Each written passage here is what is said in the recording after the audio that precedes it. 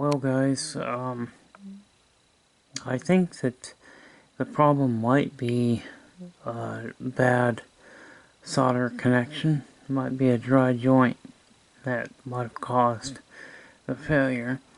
Now the servo board is this board right here, and this is the system control and servo circuitry. If I can't figure out the problem, I'm probably going to have to get some kind of a service manual and do a diagnostic based on the service manual, because the service manual is going to have a lot of different explanations, and it's going to help me be able to diagnose the problem. Do I have another servo board that I could swap in place? Yes, I do, but that wouldn't be fixing it, would it? That would just be replacing the part and not really finding out what is wrong with it and as to what the cause is. So I would rather not change the servo board. I'd rather try and fix this board here. And like I said, I think I'm going to concentrate my area over in here, and I think this is probably the section that's having the issues. And I'm going to get my soldering iron heated up, and then we'll go ahead and reflow some of these joints. But some of the joints don't look too good when I take a visual inspection of them. And they might even have a cracked circuit board. I mean, that's always possible too. And if we've got a cracked board, then we're going to have to make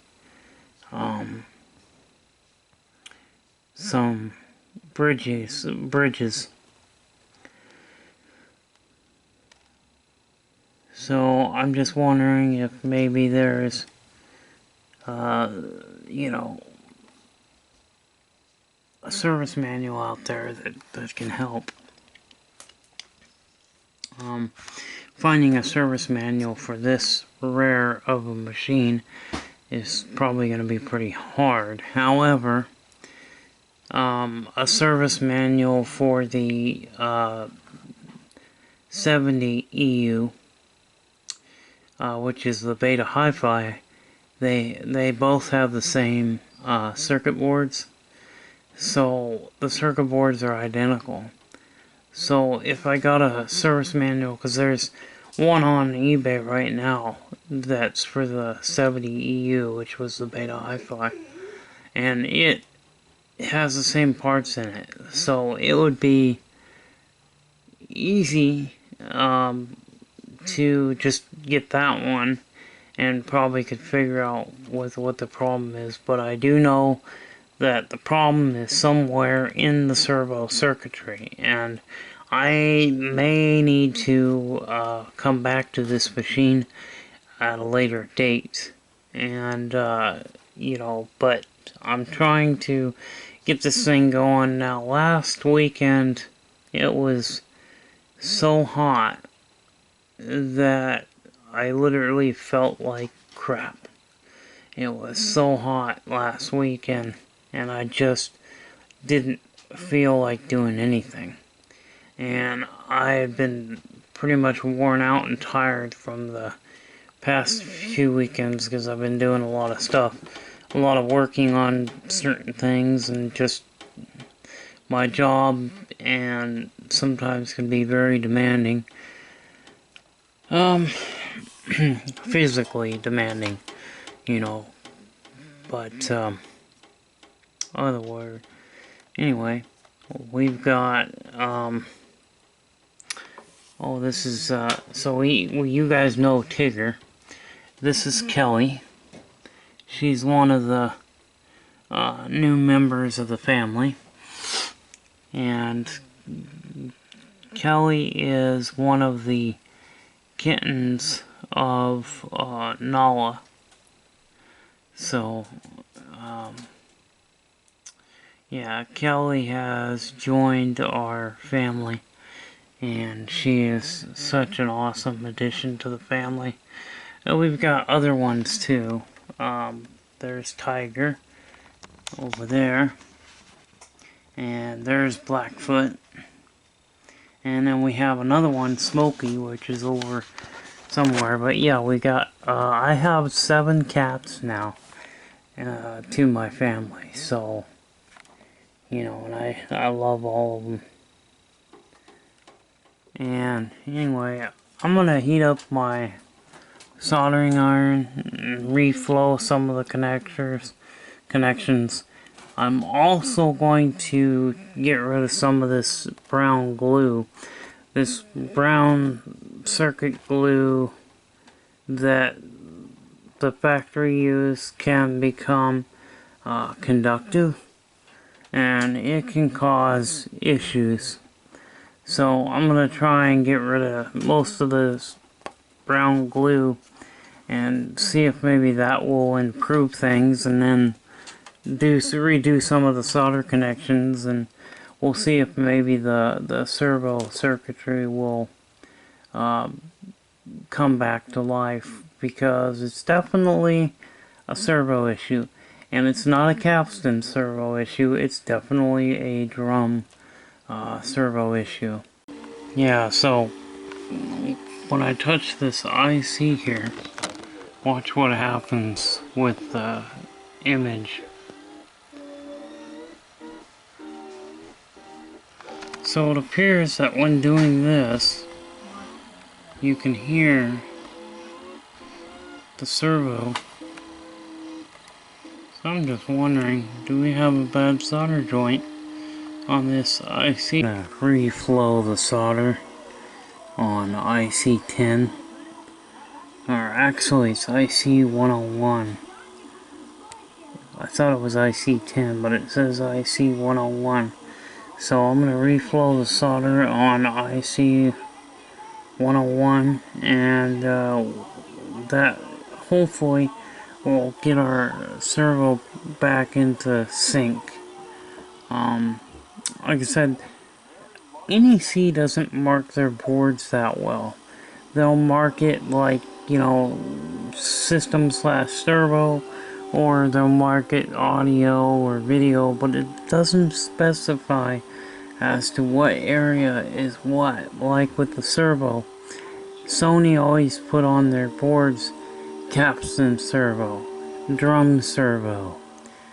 You know, they always specified as to what area done what. Well, NEC didn't do that. NEC just put servo/system control. As you can see here, system control/servo. And that is basically where I think our problem is going to be, is right in that IC right there. And that's going to be the one that's going to need to be fixed. So I'm going to reflow the solder and see if we can get that. I'm going to have to get a very fine tip. So I'm going to have to find some of my tips here. I think I've got a couple of fine tips that I could use to put some new solder on that IC there. Well, seems like we might have made a little bit of progress here. I've reflowed the solder on the IC. I did change 2 capacitors. One was a 33 microfarad, and the other one was a 1 microfarad. The 1 microfarad being 50 volt, the 33 microfarad being a 10 volt. I only had a 16 volt, so that's what I put in. I went from a 10 to a 16. So it seems to be working pretty good now. So, and the hi-fi light is staying on, and it's tracking good. doesn't seem to have any issues now. So pretty much I think we got this thing going pretty good now. It's fixed. It appears to be working very well now. And I'll show you the half decent solder connections I made on the IC there. You can see I reflowed the solder. I put a little bit more solder on there than the factory had, but that's alright. Pretty happy with the results. And Tigger's happy with them too. So Tigger loves them. Yeah. So I think I can now put this machine together and put it into my collection of rare betas. Seems like it was just mainly the IC that needed to be re-soldered, and seems to be it. So yeah, there's the intro, the ending song of the movie. Of course, you guys have recognized this. This is the Goonies, and this is just a recording I made. Basically, this is a test tape, and it wasn't.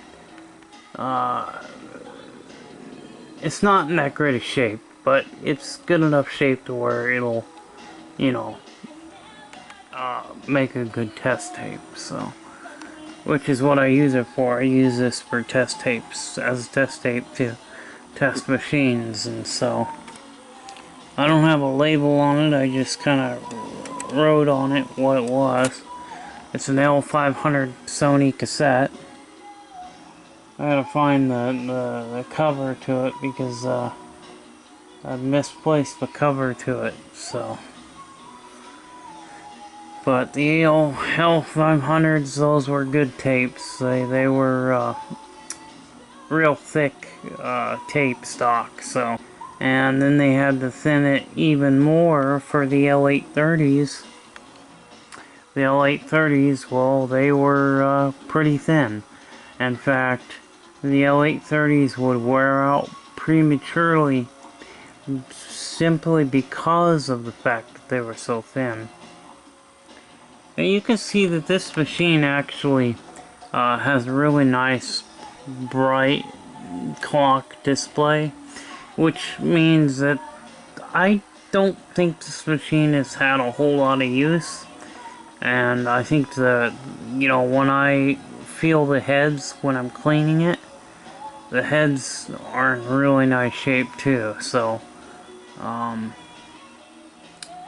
the bright display and the VU meters are nice and bright. I don't think this machine has had a whole lot of hours on it. I think it's probably sat dormant for most of its life. It could have been that it had an issue and then it was just shelved for 15, 20 plus years, and nobody really, you know, wanted to get it fixed or for whatever reason. So, alright, I'm gonna go ahead and we'll stop the video here, and I think I'll just rewind it.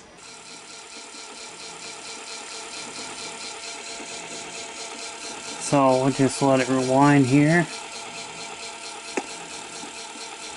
And that was actually a pretty easy fix.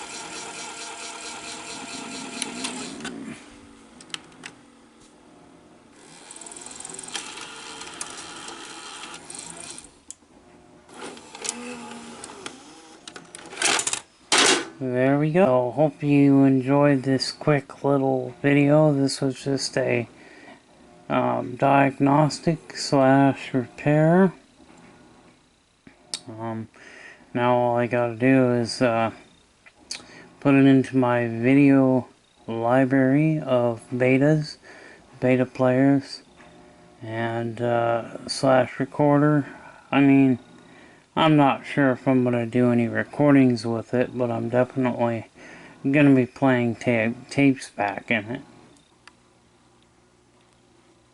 Anyway, thanks for watching, guys. I hope you enjoyed the video.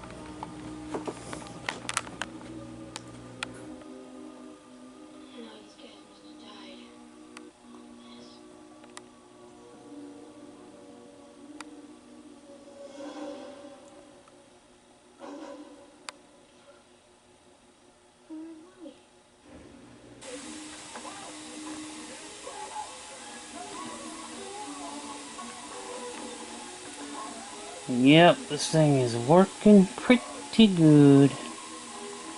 Pretty good indeed.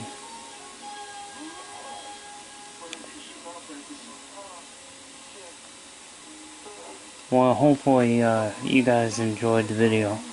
And thanks for watching. And one last thing before I go, I just want to say that turns out that IC had dry joints. And that was the cause for the servo circuitry issue.